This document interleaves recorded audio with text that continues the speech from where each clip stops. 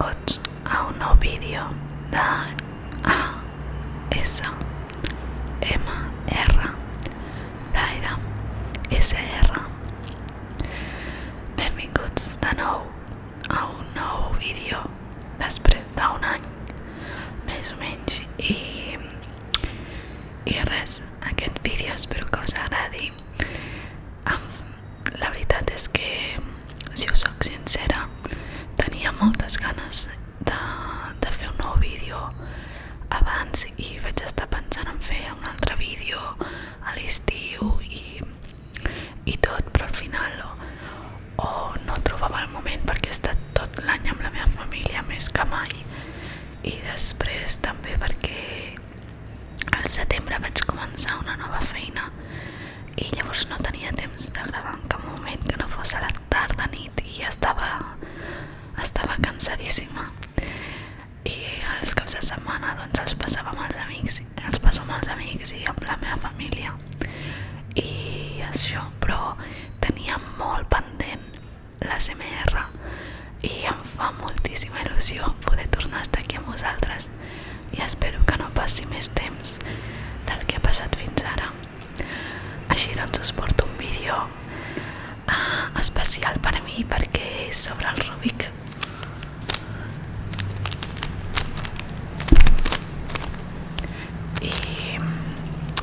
I aquest vídeo us explicaré una mica, doncs jo vaig començar a fer el vídeo quan era molt el Rubik quan era petita, perquè el meu germà en feia i jo volia ser com el meu germà, i no me'n vaig en sortir quan era petita i vaig perdre la paciència i ho vaig deixar, però me'n recordava dels primers passos. I fa poc vaig quedar amb un amic, que aquest amic doncs tenia un Rubik, i li vaig dir, ostres, em deixaries o m'ensenyaries a fer-lo? I aleshores doncs em va passar un enllaç d'una guia en la que podia trobar tots els passos per practicar, i em va regalar el seu Rubik, i llavors aquest vídeo el dedico especialment a ell per donar-me l'oportunitat de tornar per donar-me amb el Rubik i a poder-ho intentar un altre cop més. Aleshores no sé si us podré ensenyar bé com es fa un Rubik, però us deixaré a part també a la descripció un enllaç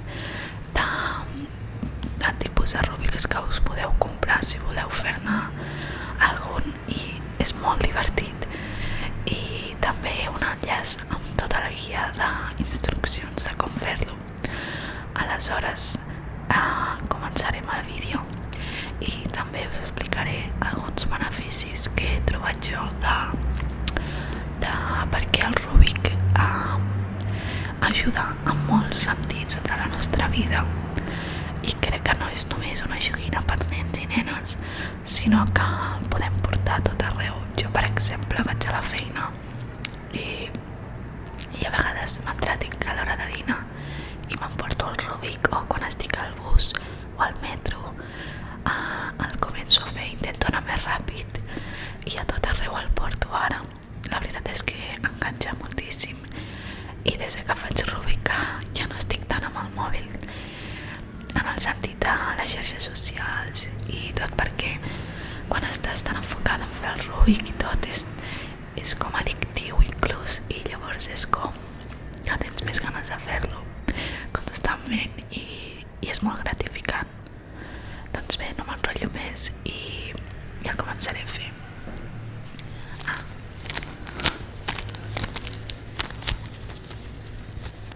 A més, aquest Rubik, la diferència que té amb els altres és que no té enganxines, és a dir que aquest pot durar tota la vida si voleu, i a més és super ràpid, i la veritat és que no m'ho esperava al principi. Està molt bé, la veritat. No sé si es veu des d'aquí la marca, però és una marca xinesa que crec que es diu Jinyu, i res, però n'hi ha moltes, i n'hi ha de molt barates, de mig barates, però Però bé, ja les podeu mirar a Amazon o on sigui i buscar-ho. Doncs per començar el Rubik, el primer que s'ha de fer és, quan mires la cara blanca, doncs començar per les cantonades blanques. Però una cosa que heu de tenir en compte és que en cada cara, com sabem, no, quina és la cara del Rubik a la que hem d'omplir. Aleshores, aquesta és la cara blanca, perquè al mig, sempre en cada una de les cares del mig, t'indica el color de tota la paret, de tota la cara que ha de tenir. És a dir, no sé si m'explico, però el groc, per exemple, aquesta cara serà groga perquè al mig té el quadradet groc. Després, aquí té el rosa, bueno, el vermell seria, i tota la cara aquesta d'aquí, serà també vermella. Aquí també serà blava, tota aquesta cara d'aquí serà blava. Aleshores començarem per la del blanc i l'última, diguéssim, la que anirem fent fins ara serà també la blanca i la groga.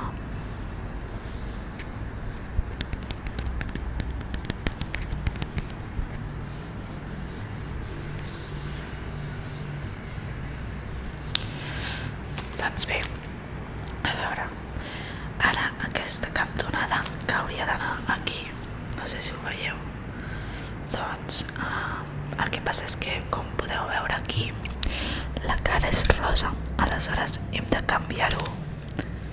Ja us dic que ara és molt difícil aprendre-ho amb mi, però jo us vaig explicant una mica. Ara veieu, aquí està el blanc i aquí estan les dues blaves. I ara ja estan a dalt de tot. I això hem de fer el mateix amb les altres. Ara, aquesta, que és blanca i té l'altra part verda, hem d'anar a la cara verda. I això es fa així.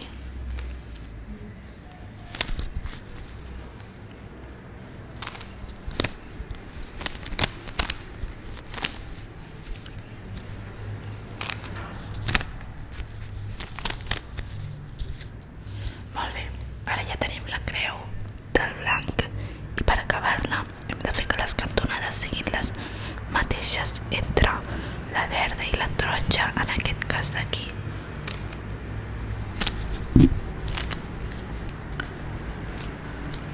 O per exemple, aquesta té cantonada de color rosa i blava, aleshores hem d'anar a la cantonada rosa, rosa i blava i fem així.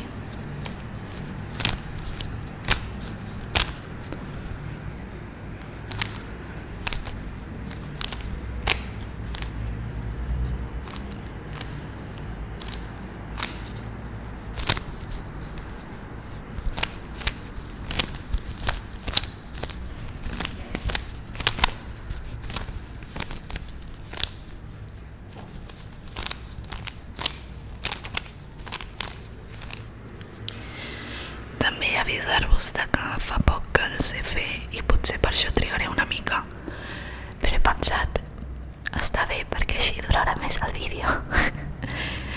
No, però he anat practicant tot el que he pogut i em feia molta il·lusió fer aquest vídeo perquè la veritat és que m'encanta fer el Rubik i he pensat, ostres, no sé com serà això de fer un ASMR de Rubik.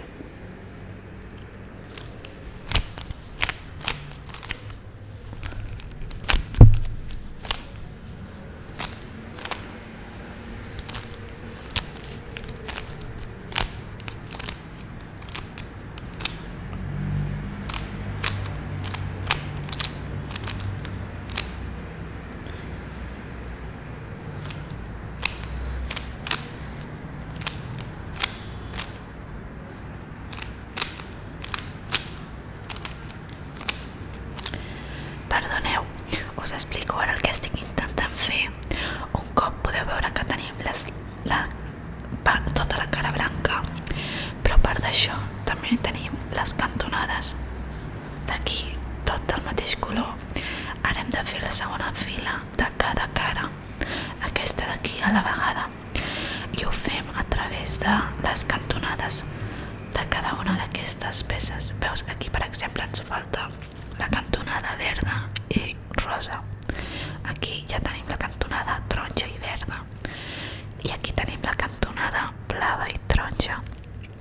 Aleshores anem a buscar ara la cantonada rosa i verda, que no sé on em para, deu estar per aquí però no la veig ara, ha desaparegut. Ah, mira, està aquí.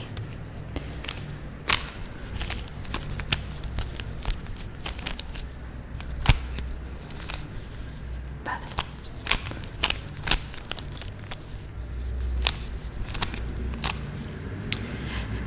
Realment no hi ha cap secret en fer el Rubik. L'únic és la memòria, és memoritzar, intentar recordar tots els algoritmes que té el Rubik. Aleshores, per quan comences a fer el Rubik n'hi ha crec que 10, però quan ja saps fer el Rubik com un principiant, aleshores pots intentar aprendre't 3 algoritmes per fer el Rubik més ràpid, però aquests 3 algoritmes en lloc de ser 10 són més complicats. Aleshores jo us recomano que comenceu a fer-lo amb aquests passos i després, si teniu més ganes, podeu intentar aprendre-us nous algoritmes que siguin més ràpids i més complicats. Jo de moment vaig amb els algoritmes de principiant, però són els que de moment m'estic recordant i vull practicar.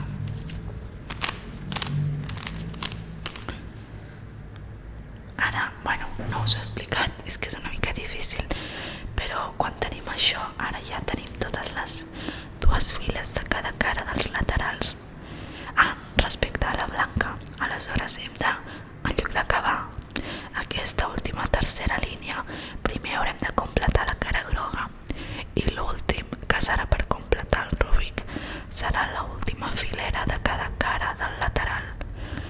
Aleshores, ara intentarem completar tota aquesta cara d'aquí, la groga.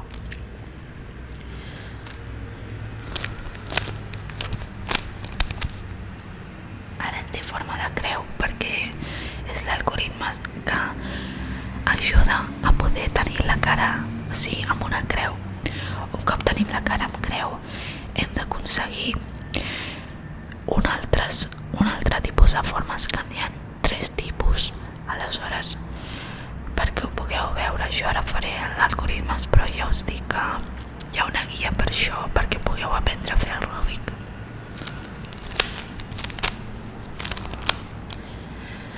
Aquesta cara d'aquí es diu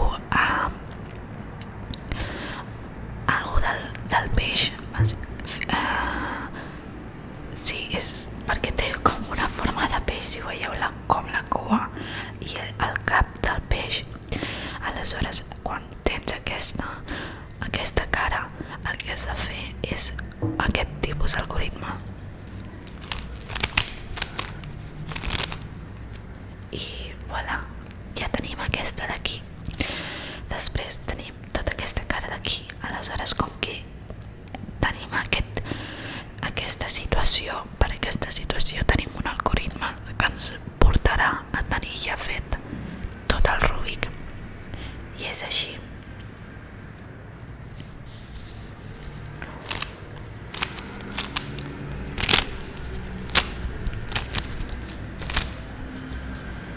I ja el tindríem fet. Però ja us dic, tingueu paciència i ganes d'aprendre i de veritat que és molt gratificant un cop aprens a fer-lo.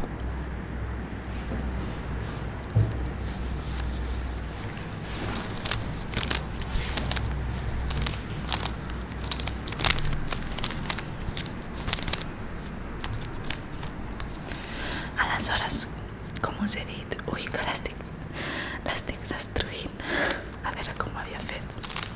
Vale. Després també sé fer aquest dibuix en el Rubik, és molt fàcil, ha de ser molt oposats, o sigui, cares oposades, és a dir, tenim aquest rosa, hem de fer una rotació anant cap a la taronja. I igual amb aquesta cara. Un cop tenim això, anem aquí i anem a l'oposat per fer una creu, però aquí tenim línies. Aleshores aquestes línies farem així també. I tenim això ara. Doncs bé, el que també us volia dir en aquest vídeo és que la veritat que em fa moltíssima il·lusió fer aquest vídeo i espero que em pugui fer més aviat. Però és això. Aleshores, ara us explicaré alguns beneficis que he trobat perquè tingueu ganes de fer Rubik com jo, i són els següents. Els he trobat en una pàgina d'internet, però evidentment n'hi haurà més o de diferents, però en la pàgina web que estic mirant ara es diu Cube Lelo. Té 13 beneficis per resoldre el Rubik i diu que millora la memòria, i és cert perquè evidentment, com us he explicat, es basa tot en memoritzar algoritmes. Un algoritme és tot un procés de moviments que t'has d'aprendre perquè allò farà que sempre acabis en un mateix punt o situació dins el Rubik. I hi ha diferents algoritmes com fases n'hi ha en el Rubik. Aleshores, s'ha de practicar molt, segons el que diu la pàgina, per arribar al resultat desitjat amb un mínim promig de temps. Aleshores, això també ajuda molt al múscul de la memòria i també a l'estratègia i els processos de buscar la màxima eficiència, perquè al final el que volem fer o el que s'intenta és trobar la màxima eficiència a l'hora de buscar els millors algoritmes per aconseguir el Rubik. N'hi ha moltíssims per arribar a fer el Rubik, i aquests que us he explicat són els més lents o per quan la gent comença.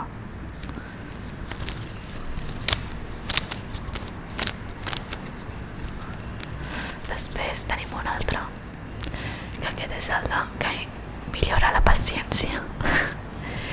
I és que és cert, perquè ja us dic que quan era petita potser que devia tenir uns 7 anys i el meu germà tenia 10 o 11. Doncs ell va estudiar-ho i tot, i jo tenia només ganes de saber fer-ho com ell, però no tenia la paciència com ell. Aleshores això va fer que em rendís i que no el volgués fer. I ara que que soc més gran i penso doncs que si vull fer allò, vale, ho hem de fer, però anem a buscar el mètode i a ser constants i a no perdre la paciència, perquè com tota la vida és molt bo tenir paciència. Jo sóc una persona que pels que em coneixen a la vida real doncs sóc bastant impacient o sóc molt directa, i a vegades això no m'ha causat molts problemes perquè evidentment ho sé controlar, però el fet que sóc molt impacient i m'agrada tenir les coses ràpides i el Rubik t'ajuda a guanyar paciència, perquè al final és molta pràctica i és intentar-ho cada dia, i voler aconseguir fer el Rubik es requereix de molt de temps. Si comences el primer cop, jo crec que el primer cop vaig trigar entre 1 hora o 2 hores en aprendre a fer el Rubik, i després a poc doncs el vas aconseguint fer.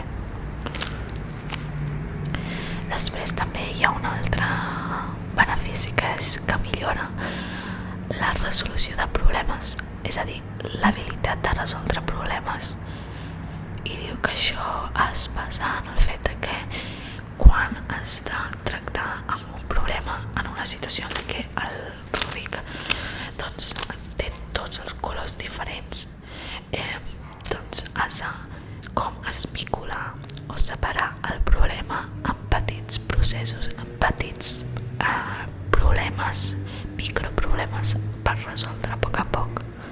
És a dir, que per intentar resoldre un problema gran, com a la vida, doncs també s'ha d'intentar no abarcar-ho tot com si fos un problema molt gran, perquè és impossible d'agafar-s'hi o d'intentar resoldre'l, i llavors el millor és fer-ho poquet a poquet i separant-ho en petits processos.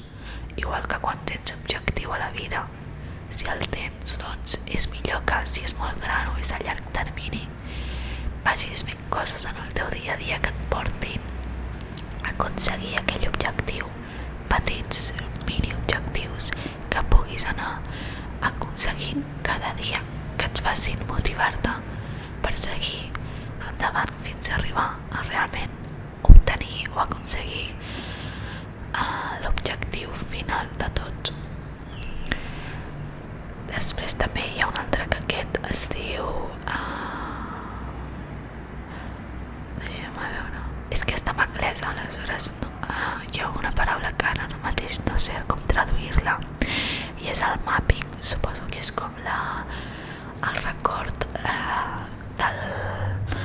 dels patrons que tens en cada cara, és recordar-te com el joc del memory. No sé si heu jugat mai al memory, però és un joc que consisteix en tenir tot tipus de cartes diferents boca avall, i llavors tu quan les vas girant les has d'emparellar amb la seva parella, perquè hi ha duplicades però tu no es recordes perquè estan barrejades, tu no saps on està la parella de cada una de les cartes.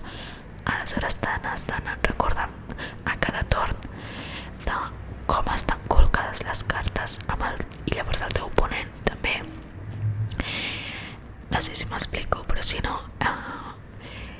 jo crec que ja sabeu de quin joc parlo, però si no és... Després també posaré un enllaç de què és el memory, però és també molt de recordar l'estructura, de recordar en imatge com estan posades les cartes.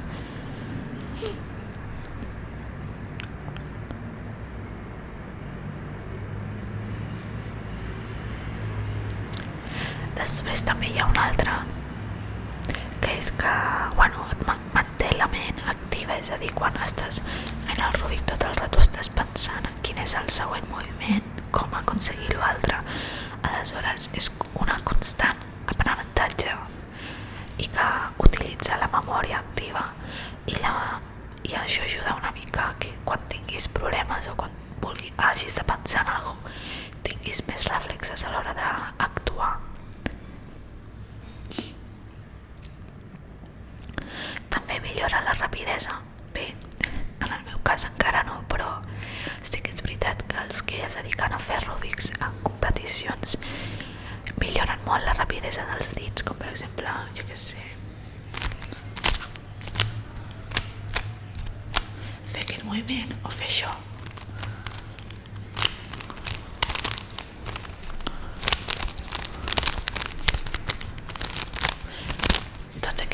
Són molt difícils de fer-los ràpids i jo he intentat aprendre en alguns, perquè el que acostumem a fer quan comencem a fer el Rubik és agafar tota la mà i fer així, però l'ideal seria que no haguessis de fer tot així, sinó que fessis així o així, més, o sigui, guanyar rapidesa amb els dits, i això també ajuda a la rapidesa amb el teclat. Quan estàs escrivint en el teu ordinador ajuda que els teus dits vagin més ràpid a l'hora d'escriure, guanyes més agilitat amb les mans també reflexes, i la concentració és super, o sigui, és així, té tota la raó, perquè ajuda molt a concentrar-se, perquè quan estàs tan fixada amb el problema que tens de resoldre amb el Rubik és com que deixes el teu voltant de banda i només estàs concentrat en allò que estàs fent i va super bé. La veritat és que és com estar, no sé si heu escoltat mai a parlar del concepte del flow, però és estar molt en flow, és estar molt només enfocat en allò que estàs fent en aquell moment.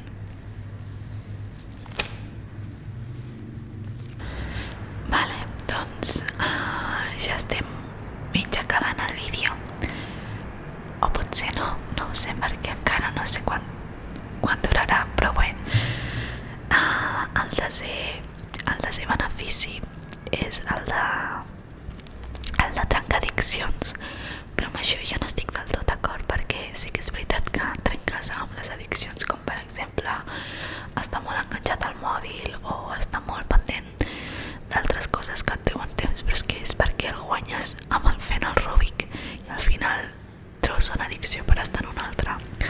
Aleshores és important no convertir les coses en una addicció, sinó en voler concentrar-se en allò que estàs fent en aquell moment. I tota addicció, tots extrems crec que no són bons, però sí que és veritat que ajuda una mica, que si estàs enganxat amb algú que saps que ara no és bo, el Rubik pues és potser una manera de una transició saludable per perdre una addicció que és dolenta, però ara tampoc es tracta d'obsessionar-se molt al Rubik. Però sincerament jo aquest consell no us el puc donar perquè crec que m'he obsessionat amb el Rubik últimament. I bé, hi ha alguns que potser un d'aquests me'l saltaré perquè realment crec que no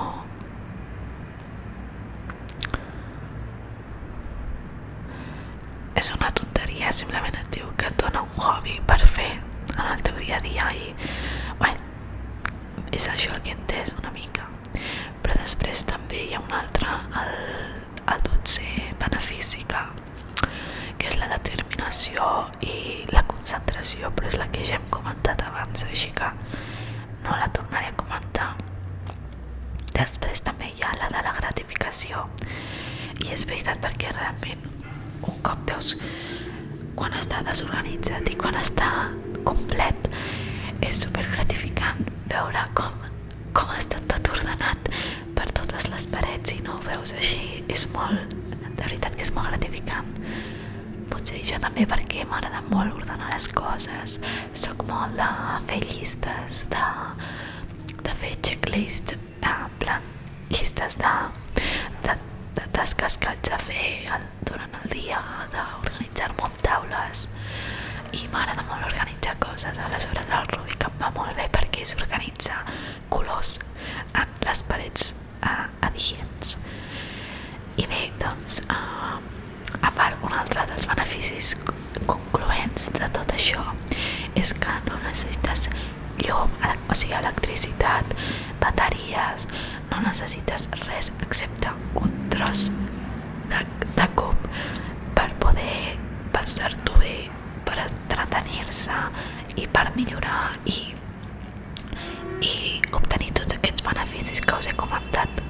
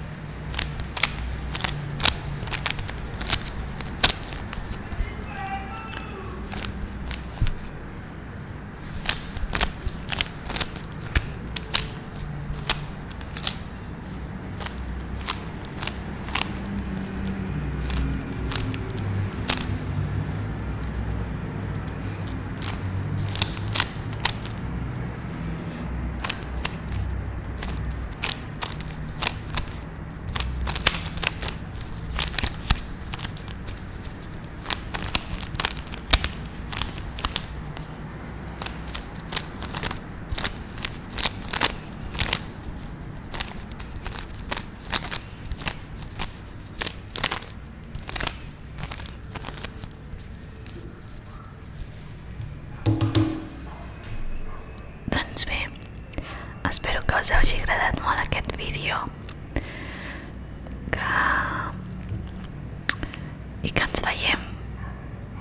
i que ens veiem molt aviat.